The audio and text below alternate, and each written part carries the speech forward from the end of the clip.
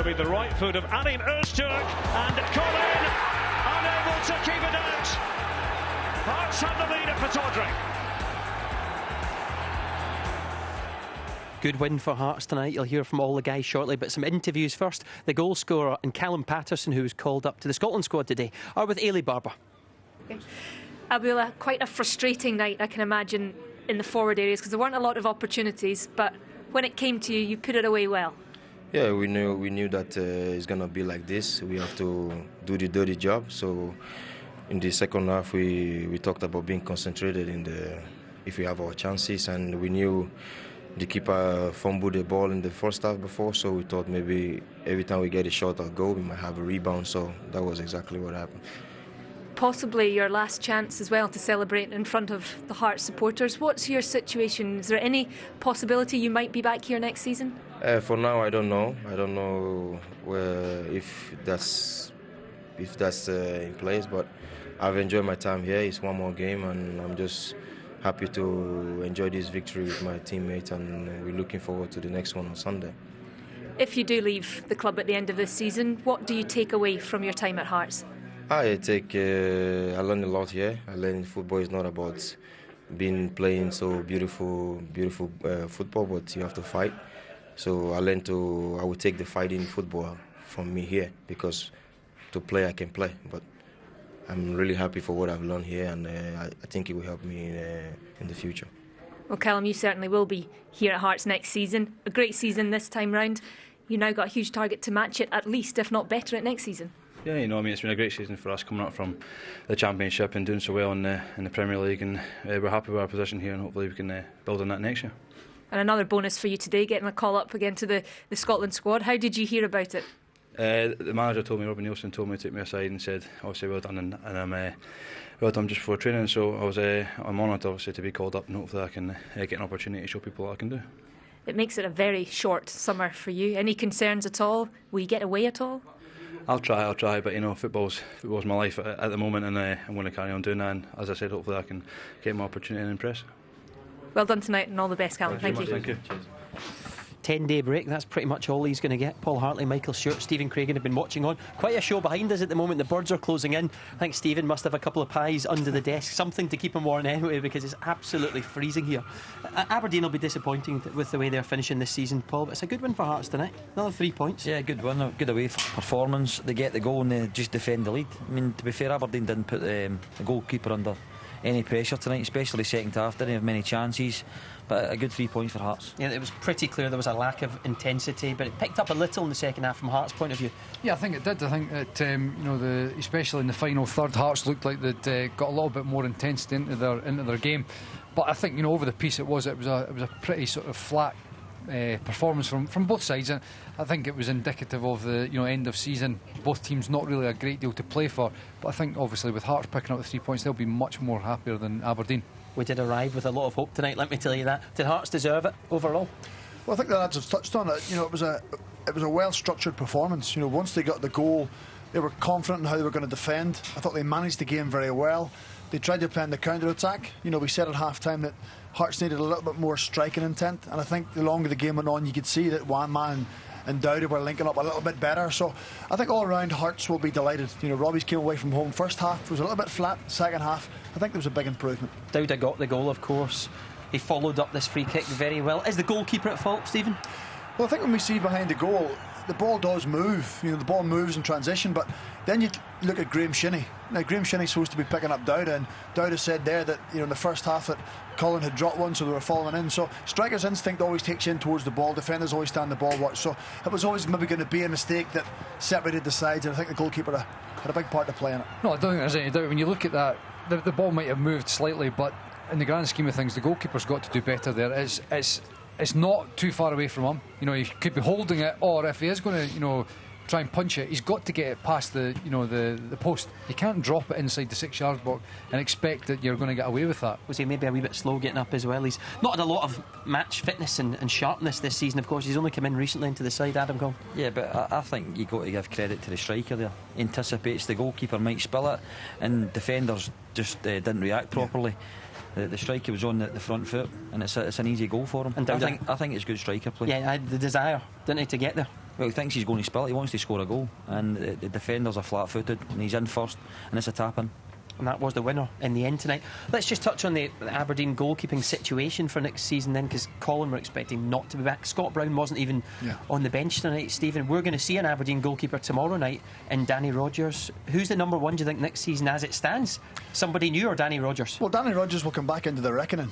You would suspect Derek will want a strong number two or a strong opposition goalkeeper to challenge Danny, you know. So Michael McGovern is one that's been linked potentially. You know, it's going to be a position that Derek needs filled, and needs it filled strongly. You know, too often this season, since Danny Ward has went back to Liverpool, that Aberdeen have given up too many cheap goals. And it's a position, Michael, isn't it, that, you know, that Derek will want to make sure it's someone he can rely on. Well, yeah, of course, because I mean, you think everybody realises the loss that Danny Ward has been. Yeah. I mean, were they to go down the loan route, I think they've realised from this season they would have to make sure that is for a season and not with a recall after 6 months, because it's been a big loss to them losing Danny Ward. But you know, Stephen touches on Michael McGovern. For me, both these sides here tonight surely have got to be looking at somebody like that, because I think, you know, with all due respect to Hamilton, he's a type of player that Aberdeen and Hearts could look at as an improvement for them. I know you don't need a goalkeeper at Dundee, but there will be a few looking at Michael McGovern. Yeah, and he's on a free, so I think that's a key thing also. But it's finding the right one for Aberdeen, and it's difficult, especially a goalkeeper. OK, let's hear from the Hearts manager now. Robbie Nielsen is with Ailey. Well, Robbie, it wasn't the prettiest of matches at time, but you send your supporters home happy, and that points target is still on track. Yeah, it was a good result for us. I think that both teams kind of negated each other. Both two good teams. I thought Aberdeen probably had the better of the first half. We found it difficult to get a foothold in the game, and then the second half we took advantage of getting a goal, and then we sat in a little bit. But all in all, it's a good day, and I'm pleased we got a good crowd coming up here. We've managed to get 64 points. It's the highest we've had in 10 years, which is great for the players and good for the fans, and it gives a bit of momentum for next year as well. You kind of struggled a little bit in the forward areas. Were you getting enough from those guys up in the top end of the field today? Yeah, look, it's difficult.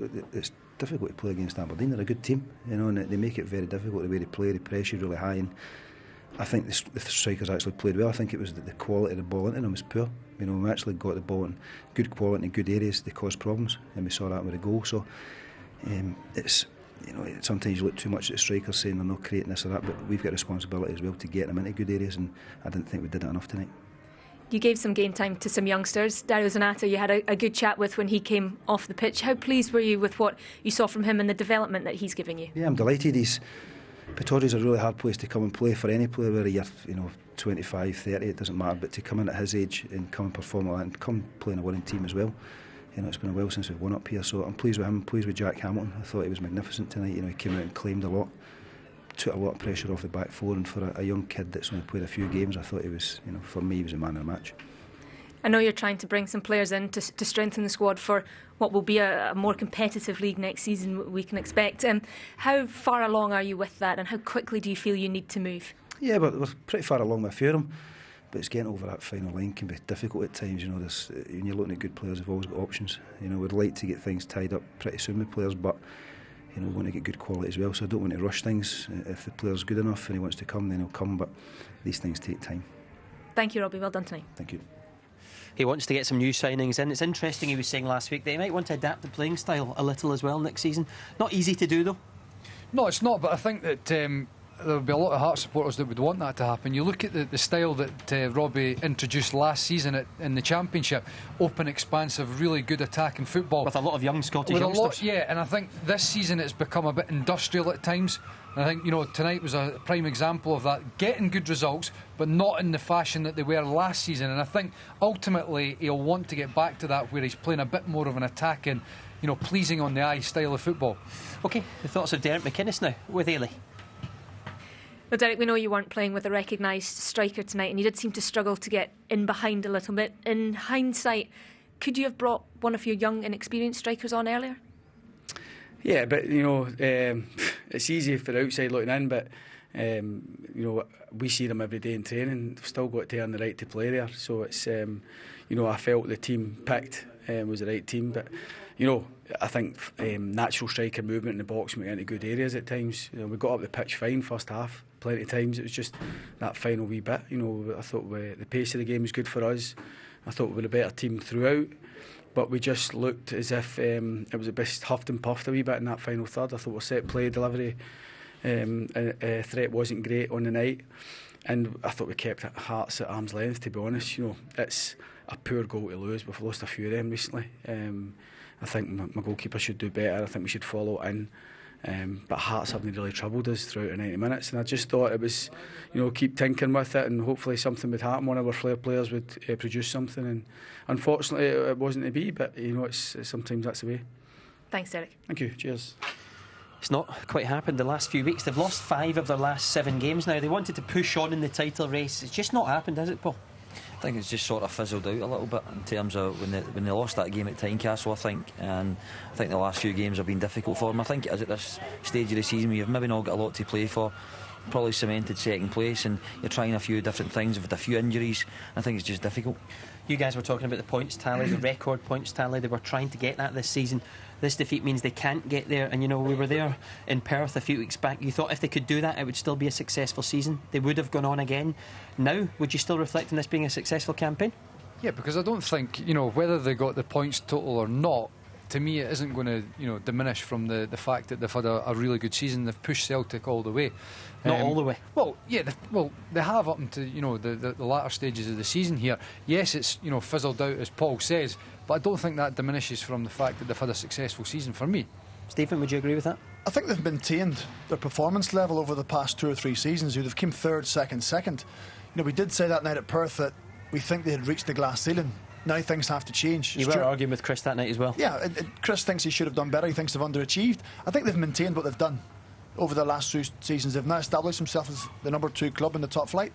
They have to invest. Stuart Millen was a bit coy whether he's going to invest or not, but for Derek to move things on, they need more money, they need better players, and they have to do it. They need a few more players, would you agree? I would think they'd need at least 3, certainly. 3 first-team players. OK. Gentlemen, thank you very much. Enjoyed your company. Absolutely freezing at the end. We'll all cuddle up in a few minutes. We're back with you tomorrow night, though. A massive game, playoff semi-final. Did you not fancy that there? It was Hibs against Falkirk tomorrow night. We can't wait for that. We'll see you 7 p.m. on BT Sport 1. Bye for now. Come on.